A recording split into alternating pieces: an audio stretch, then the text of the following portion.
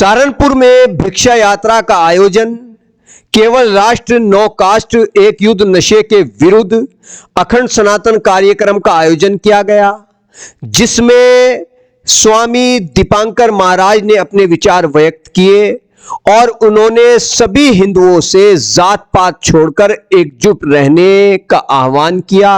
जानिए कार्यक्रम में क्या बोले स्वामी दीपांकर महाराज। से ही आप दिल्ली एयरपोर्ट पर उतरिएगा, वहां आपको यादव जी, भाटिया जी, वर्मा जी, शर्मा जी, दुबे जी, ब्राह्मण है, बनिया है, वैश्य है, 50 जातियां मिलेगी मगर हिंदू नहीं मिलेगा। क्यों?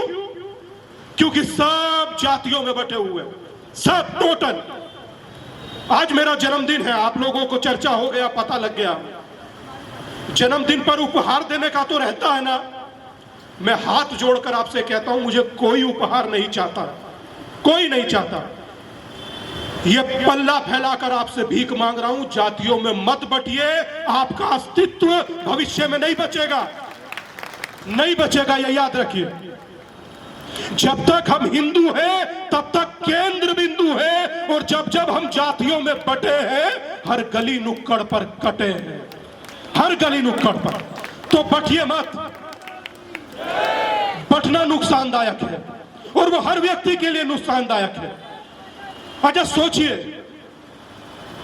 भिक्षा मांगने का अधिकार तो सन्यासी का होता है, कमल नयन जी होता है नहीं होता?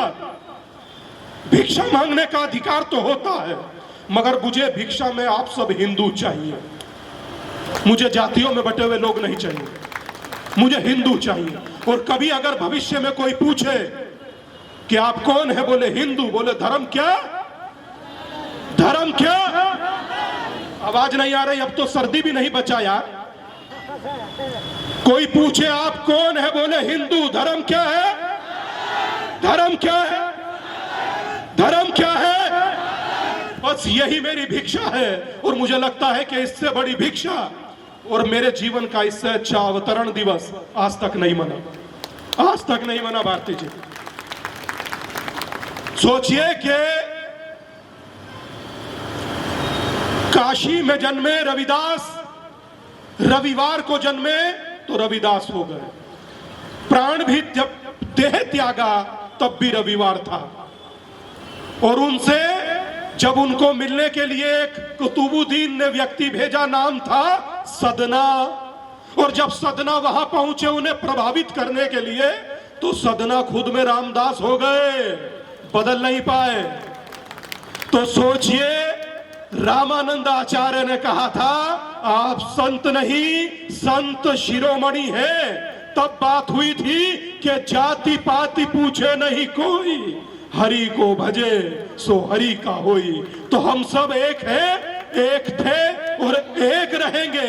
महाराणा प्रताप क्या मेरे लिए लड़े? भारत के लिए लड़े, भारत के लिए। शिवाजी क्या मेरे लिए लड़े? किसी एक जाति के लिए नहीं, भारत के लिए लड़े। गुरु गोविंद सिंह जी, गुरु नानक देव जी किसके लिए लड़े? भारत के लिए लड़े। जब वो समूचे भारत के लिए लड़े, तो भारत बटे क्यों? भारत भारत होकर रहना चाहिए। यह है भिक्षा यात्रा। और मैं समझता हूं किसी को यह कहने का अधिकार नहीं है। महाराज जी ने बिहार के एक मंत्री का जिक्र कर दिया। मैं इसमें कोई सियासतदान वाली बात नहीं करता। बिहार के एक मंत्री का जिक्र किया, उन्होंने कहा कि हम जातिगत जनगणना कराना चाहते हैं, जातिगत जनगणना। यहां छायाकार बंधु खड़े हैं। एक जातिगत जनगणना में कितना खर्चा आता है जानते हैं? कितना खर्चा आता होगा? बिहार जैसी स्टेट में कम से कम नहीं तो 300-400 करोड़। मेरी ही जातियों की गणना क्यों? है दम तो कर कर दिखाओ उनकी, जिनके बारे में बोलने से भी घबराते हो और हिंदुओं को बांट रहे हो। मैं विरोध करता हूं, यहां से नहीं होना चाहिए जातिगत जनगणना। हम हिंदू हैं, हम हिंदू थे, हम हिंदू रहेंगे। और जो कोई बांटने आएगा एक ही शब्द कहेंगे कि आप कौन हैं? बोले हिंदू, बोले धर्म, बोले सनातन, इससे ज्यादा कुछ नहीं। सोचिए कि किसी क्षेत्र का शिक्षा मंत्री तक्षशिला और नालंदा के जयंती उत्सव पर कहे कि ढोल गवार शूद्र पशु नारी ये सब ताड़न के अधिकारी। क्या है इसका मतलब? ताड़न के अधिकारी, प्रताड़न के नहीं। मतलब इनके निगहबानी करना, ध्यान रखना, केयर करना, ये है इसका अर्थ। इसने गलत मतलब निकाला, और जब शिक्षा मंत्री गलत मतलब निकालता है तो इससे क्लियर होता है कि दिमाग के खराब होने का प्रथम लक्षण है जुबान का खराब होना।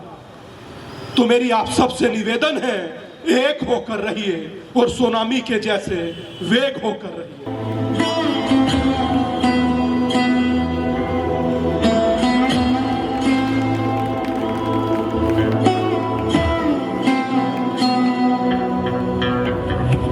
शतखण्ड विखण्डित रुण्ड वितुण्डित शुण्ड गजाधिपते ऋभुगज गण्ड विदारण चण्ड पराक्रम शुण्ड मृगाधिपते निज भुज दण्ड निपातित खण्ड विपातित मुण्ड भटाधिपते